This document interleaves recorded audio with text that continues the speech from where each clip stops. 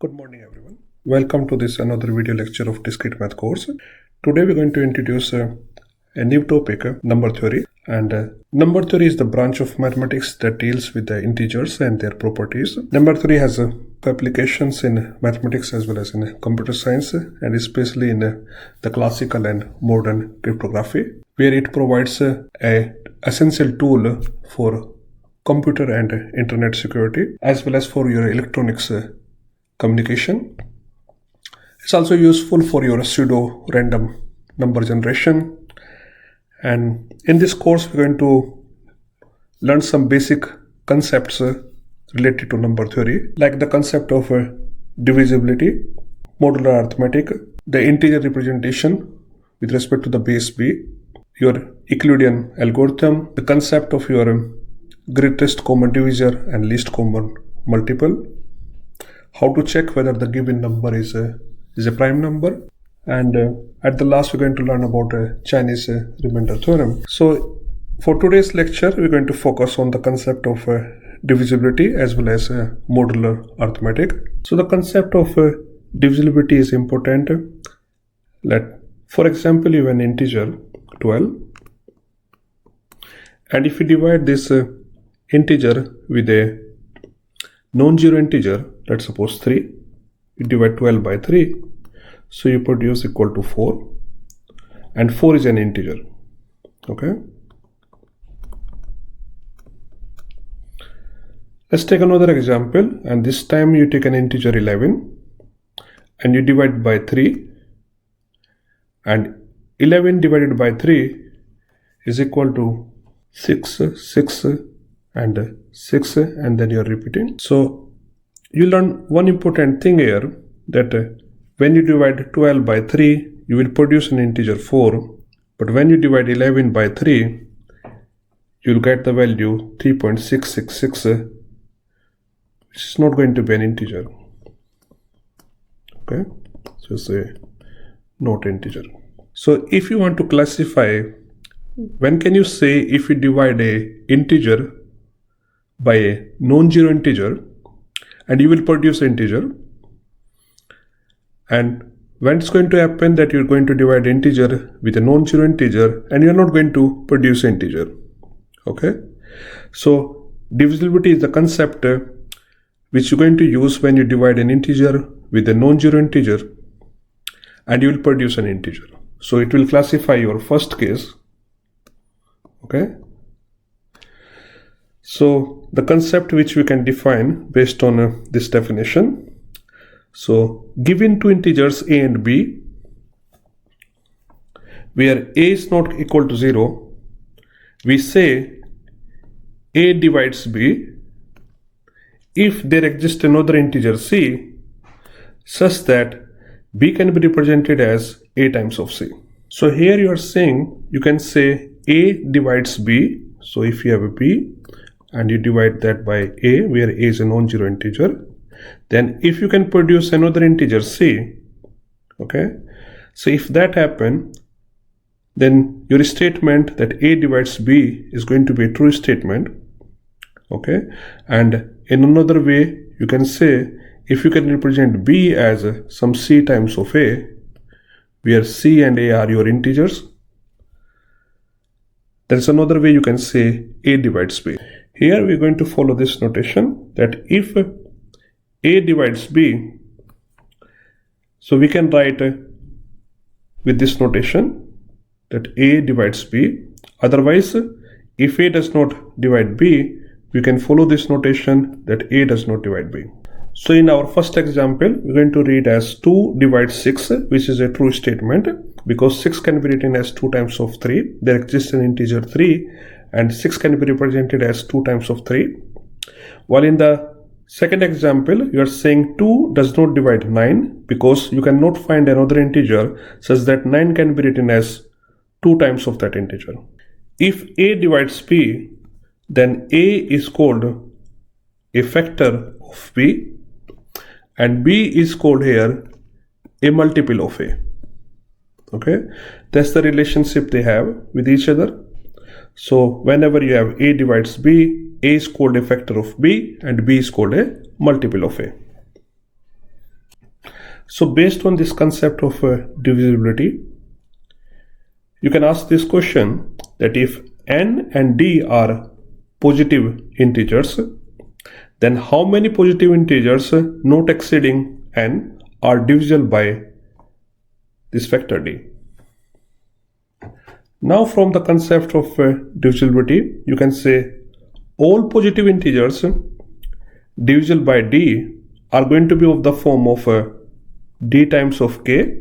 So all positive integers which are divisible by d, you can represent them in the form of this m, where m is written as d times of k, where k is some positive integer. Thus we want to find out how many numbers this d times of k are there such that they are greater than 0 and they are not going to exceed than n, because that's the question you are asking here, that how many positive integers not exceeding n are divisible by d. So since they are the positive integer, this d times of k is greater than 0 and they are not exceeding than n, so it's going to be less than equal to n. If you divide this inequality by your factor d, so you can say, in another words, we want to know how many integers k are there such that my k is greater than 0 and less than equal to n divided by d. Okay, and you can find those number of integers k by following your floor definition. So there are the floor value of n divided by d, positive integers not exceeding n that are divisible by your factor d. Okay, so that's going to be the solution of your problem, and you are able to know all those positive integers just by applying the concept of divisibility there. Okay, so you can say those number of integers, positive integers, are going to be the floor value of n divided by d. So based on this concept of divisibility, we can prove our first result. So let a, b and c are integers and a is not going to be equal to 0.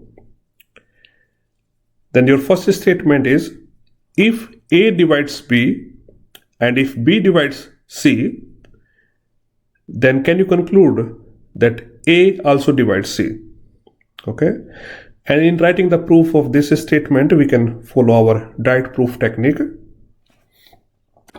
So in a direct proof technique, you start by assuming, let's suppose your hypothesis, which is a divides b and b divides c here. Let's suppose that hypothesis is true. Then under that hypothesis, can you also prove that your conclusion is also going to be true, and your conclusion here is a divides c. So suppose that a divides b and b divides c. Okay,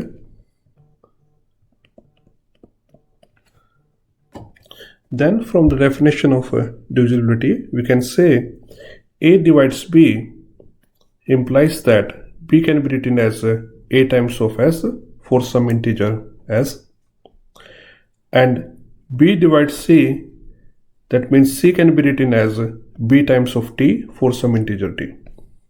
Now if you take this as your first equation and this is your second equation, then on combining,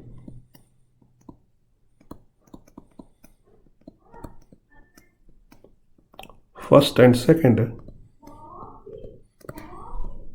we get that c is going to be equal to b times of t, which you can write as a times of s times of t, where you have used the fact that b is going to be equal to a times of s, and which you can represent as a times of s times of t, which is going to be equal to a times of, let's suppose, another integer m, where m is going to be equal to s times of t is going to be an integer. And since here you are able to represent c as a multiple of a for some integer m. So this implies that A divides C by definition. Okay, so we can write this proof by following the direct proof technique, where we start by our assumption. So assume that A divides B and B divides C is true. So B and C can be written as a multiple of A and B, and by combining your first and second equation, then we can show here that C is written as B times of T. If you put the value of B as A times of S here, then C can be written as a multiple of A, where M is going to be a other integer.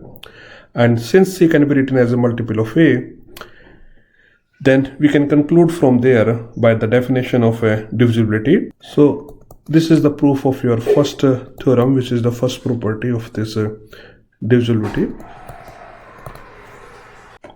Let's look at the second theorem, which you want to prove now, that if A divides B and A divides C, then A divides m times of B plus n times of C for any integers m and n.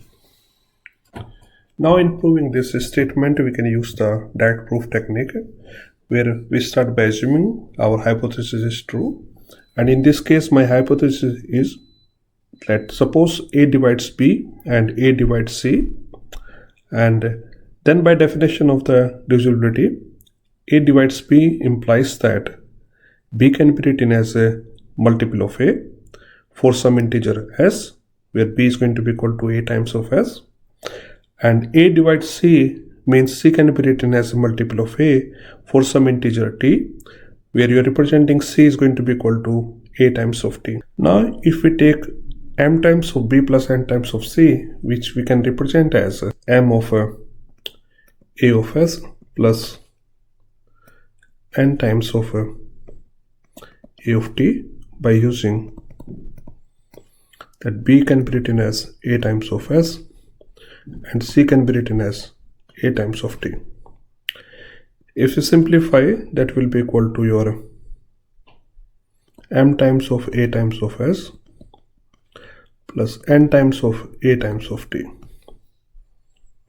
okay, which will be equal to your m of S plus n of T times of A, and which you can write as some R times of A, where R is going to be equal to m of S plus n of T, okay, which is going to be an integer. Okay, since you are able to represent m times of B plus n times of C as a multiple of A for integer R, so by definition of divisibility,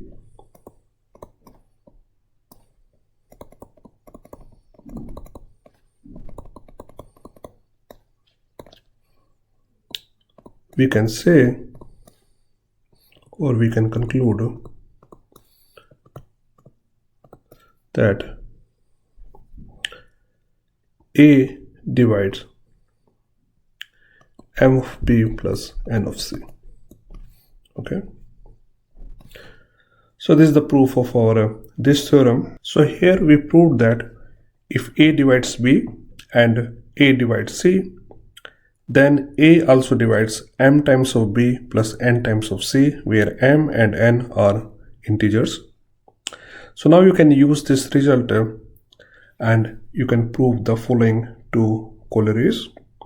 So the first corollary, which you can conclude based on this result, that if you put the value of m and n equal to 1 in the above result, then you can make a statement that if A divides B and if A divides C, then A also divide your B plus C, which you obtain by putting m equal to 1 and n equal to 1 in the above statement. The second result, which you can have if we just put the value of n equal to 0 in the above statement, so you can make a statement, if A divides B, then A divides your m times of B, where m is an integer.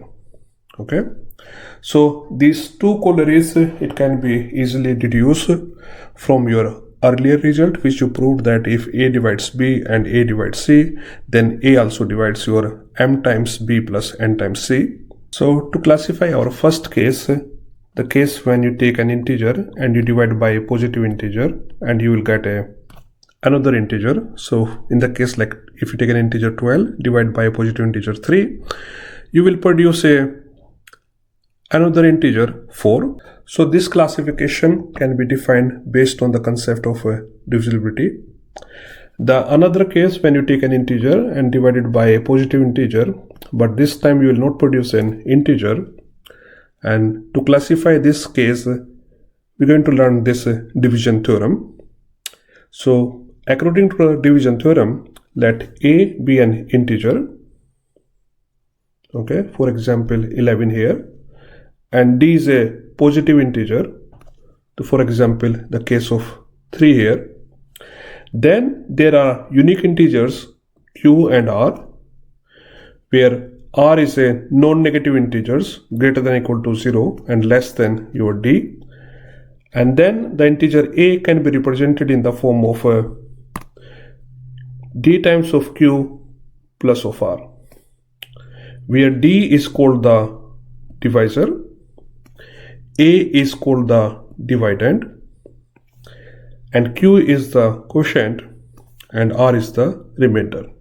Okay, so for classifying those kind of cases when you divide an integer by a positive integer and you will not produce an integer but you will produce some kind of a real number, you can classify those cases based on your division theorem.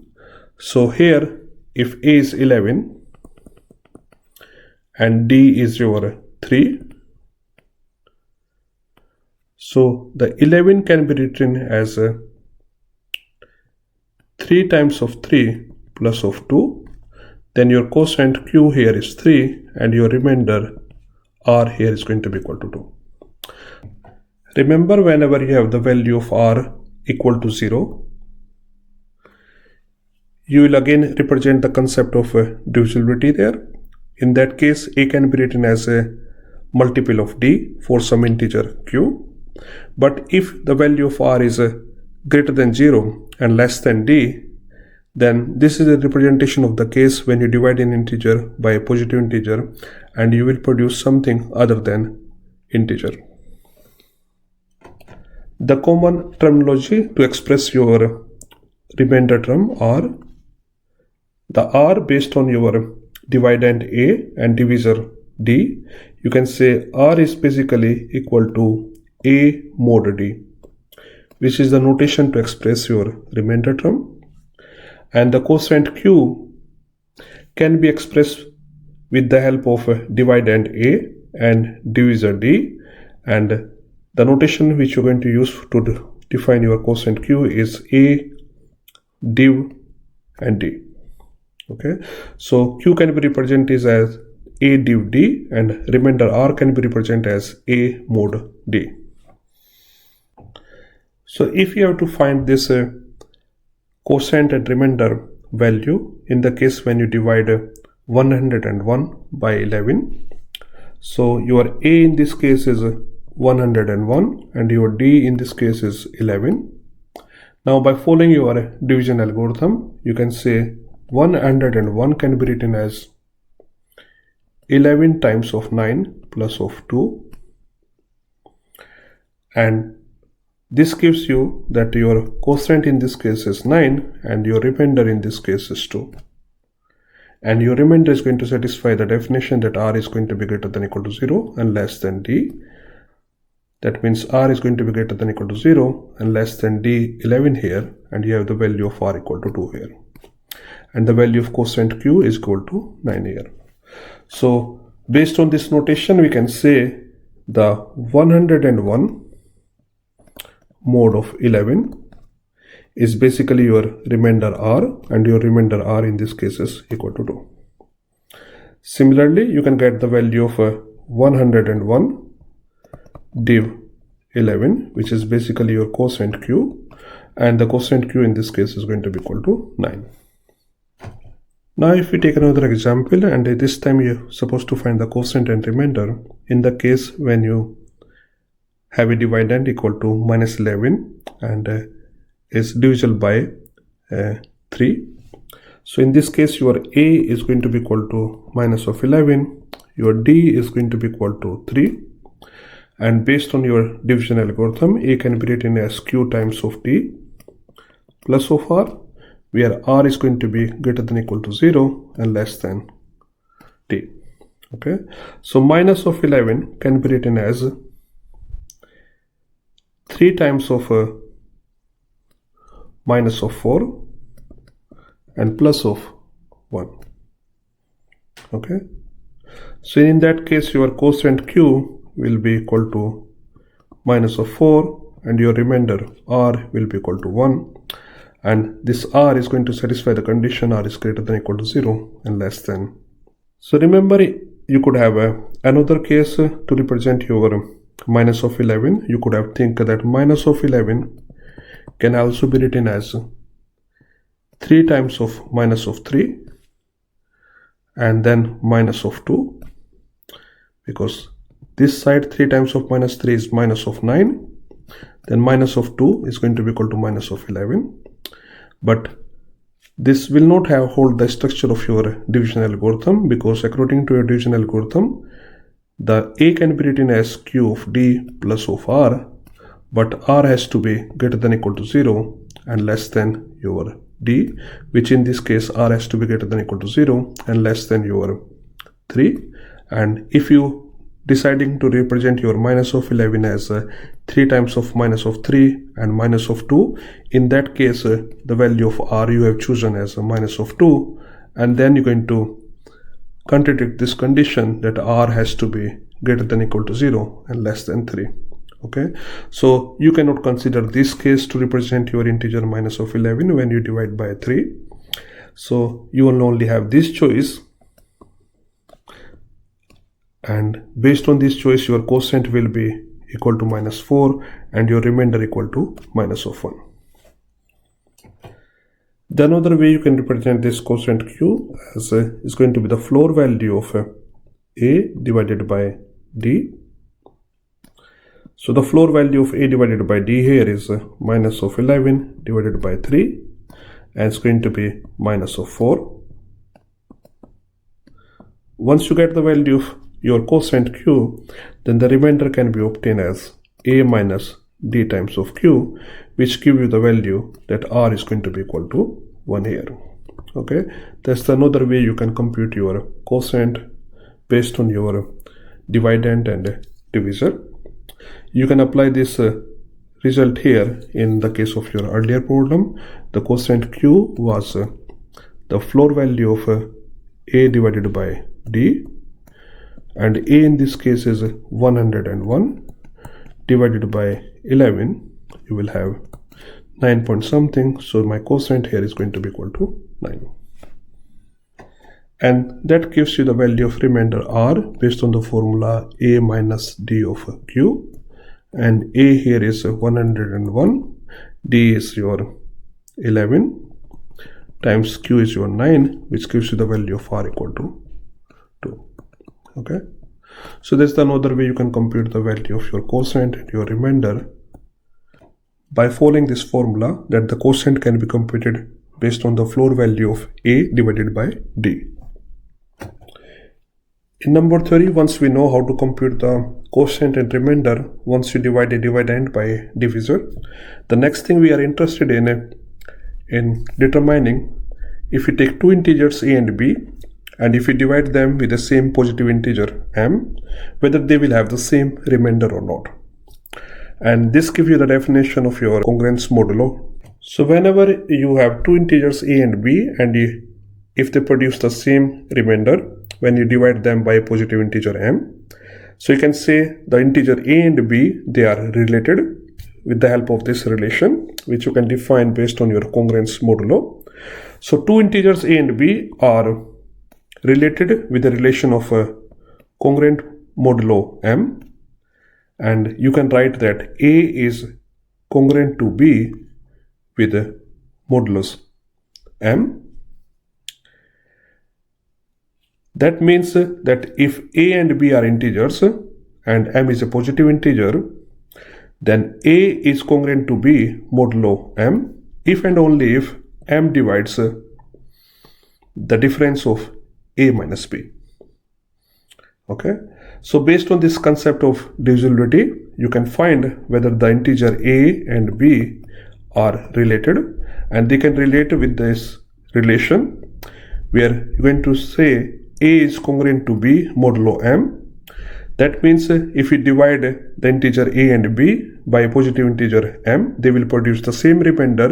And in another way, you can say the positive integer m divides a minus of b, because in that case the remainder will be 0. Also, if a and b are not related with this congruent modulo m relation, then we're going to use this notation. We're going to say a is not congruent to b with modulo m. Let's take one example. So in our first example, we're going to determine whether 7 and 13 are congruent modulo 3. So in that case, we want to determine whether 7 can be written as congruent to 13 with a modulo of 3. Okay, so if you look at 7 you can represent as 2 times of 3 plus of 1. Okay, and if you look at the number 13, can be represented as 4 times of 3 plus of 1. So from here you get the quotient equal to 2 and the remainder equal to 1, and from this relation you will get the quotient equal to 4 and the remainder equal to 1. Okay, so you can say that 3 divides 7 produce the remainder equal to 1, and 3 divides 13 also produce a remainder equal to 1. And since the remainder in both the cases are same, so you can have a relation between 7 and 13, and 7 is congruent to 13 with a modulo 3. Okay, the another way you could have determined whether 7 is congruent to 13 with a modulo 3, if we just take a difference between 13 minus of 7. So 13 minus of 7 is 6. 6 you can write as 2 times of 3 plus of 0. The remainder is 0 in this case. So you can make a statement here that 3 divides your 13 minus of 7. And since 3 divides 13 minus 7, so from your definition you can say that 7 is congruent to 13 with a modulo 3. Okay. Now in the second problem, you want to find an integer a such that a is related with 7 with this relation that a can be written as a is congruent to 7 with a modulo 4. So either you can use this theorem that a is congruent to b modulo m if and only if m divides your b minus of a. Okay, so from here you can say a is congruent to 7 with a modulo 4 if and only if 4 divides 7 minus of a. And if you apply the definition of divisibility, this implies that 7 minus of a can be written as 4 of some integer k. Okay,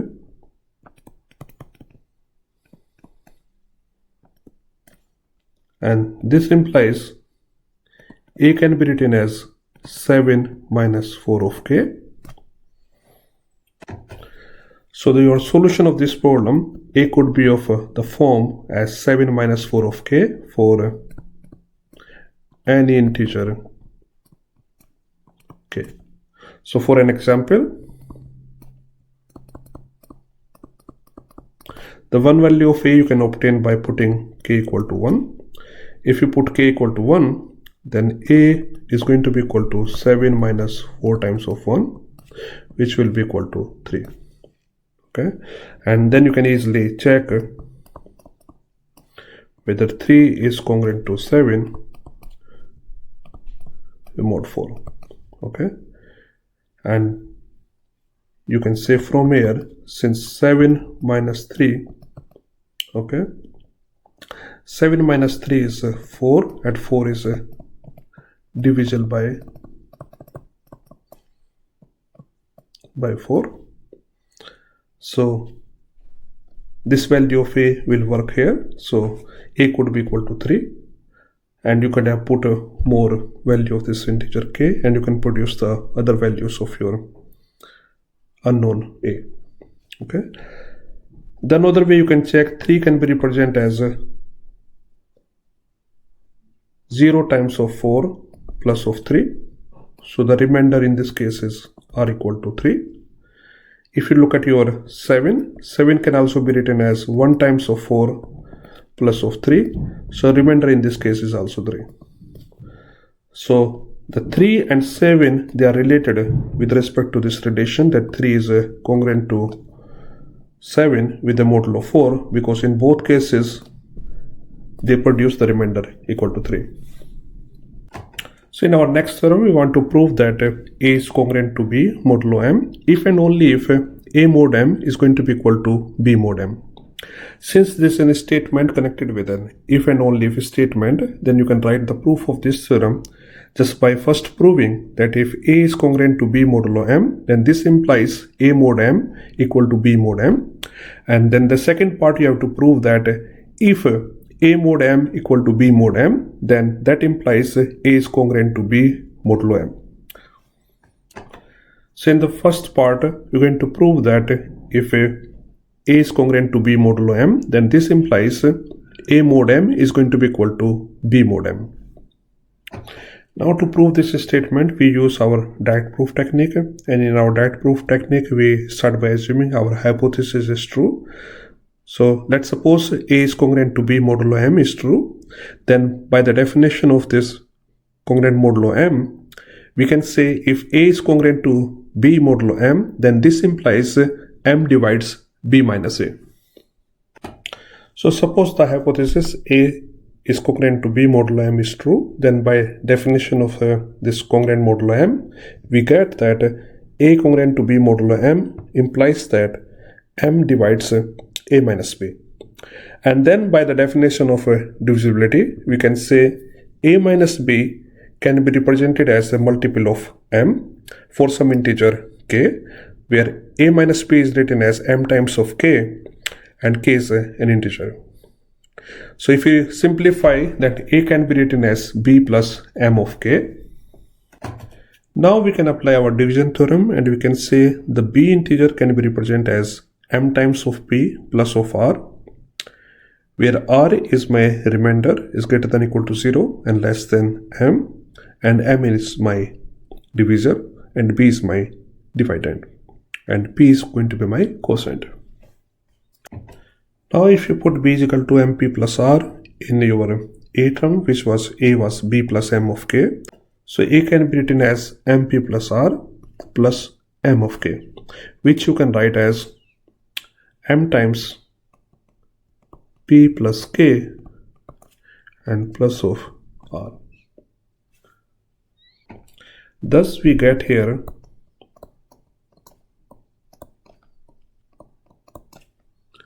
that A mod M is going to be equal to R based on your division algorithm. This is your remainder term, which will be equal to your B mod M, which you obtain from this relation, and R is the remainder term there. So we prove this statement that if A is congruent to B with the modulus M, then this implies A mod M is going to be equal to B mod of M. Okay, so we prove that. Okay, so we are done with the first part of this proof. In the second part, we have to prove that if A mod M is going to be equal to B mod M, then this implies A is congruent to B modulo M.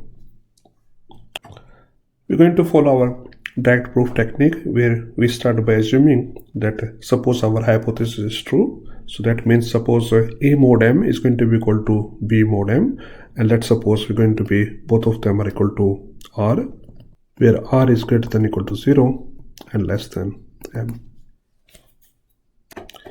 Then by the definition of A mod M or B mod M, if that equal to R, we can say there exists integer P and Q such that A can be written as M times of Q plus of R and B can be represented as M times of P plus of R. Then A minus B can be written as M times of Q plus of R minus M times of P plus of R, which will be equal to M times of Q minus M times of P, okay, and equal to M times of Q minus P, which you can say is M times of some integer S, okay, for integer S, which is equal to your Q minus P. And since you are able to represent A minus P as some multiple of M, okay, for integer S, then by definition of divisibility, you can say M divides A minus B, okay, and then by M divides A minus B is connected with your A is congruent to B mod M. So we proved that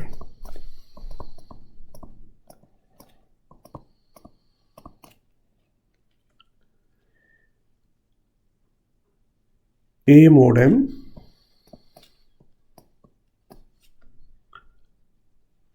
equal to B mod M implies A is congruent to B mod of M. So on combining the part 1 and part 2 of the proofs here, we proved the complete statement, and based on that you are saying A is congruent to B modulo M if and only if A mod M is going to be equal to B mod M. Similarly, you can try to prove this statement that if A is congruent to B modulo M and C is congruent to D modulo M, then you can also prove that A plus C is congruent to B plus D modulo M. So in proving the statement of this theorem, we can use our direct proof technique, and based on the direct proof technique, you start by assuming your hypothesis is true. So in this case, suppose A is congruent to B modulo M and C is congruent to D modulo M, that statement is true. By definition of your congruent, you can say A congruent to B modulo M implies that M divides your A minus B, and C congruent to D mod of M implies that M divides C minus D. Then by the definition of divisibility, M divides A minus B can give you that A minus B can be written as M times of K for some integer K, and M divides C minus D, that means C minus D can be written as a multiple of M, which is going to be equal to M times of L for some integer L. Now A plus C minus B plus D can be written as A minus B plus C minus D, where A minus B is going to be equal to your M times of K and plus c minus d is going to be equal to m times of L, which can be written as m times of k plus L and can be written as m times of some integer s, where s is a integer and s is going to be equal to k plus L. Since a plus c minus b plus d can be written as a multiple of m, so this implies that m divides a plus c minus b plus d. Okay, so far we have proved that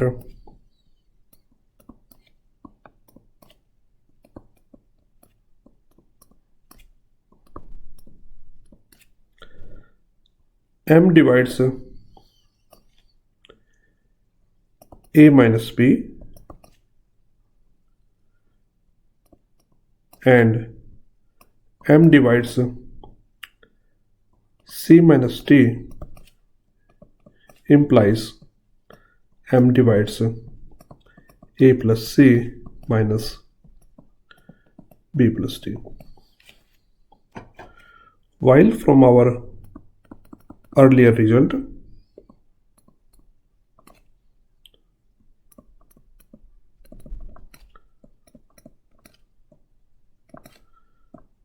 we know that A is congruent to B mod M if and only if M divides A minus B. So here we can conclude that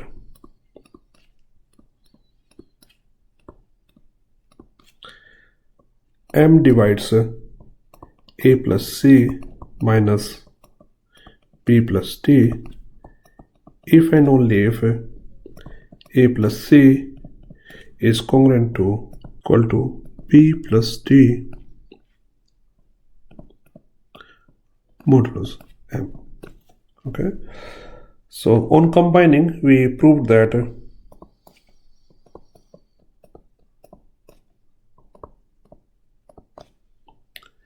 if A is congruent to B mod and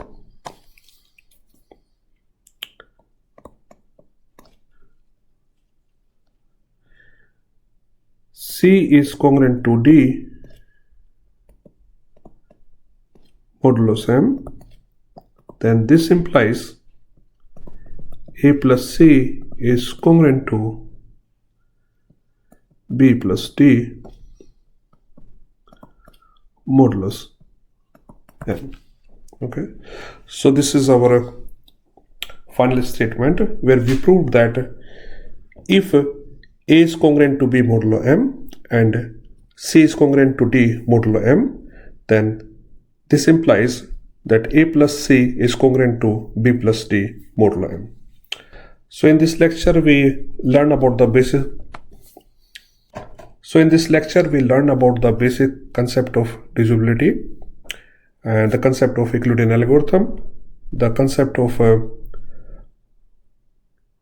congruent modulus M, and we look at some exercise problem and how to write the proof by using your direct and indirect proof techniques. In our next lecture, we're going to learn about the integer base representation, about Euclidean theorem, and some more objects in the basic introduction of number theory.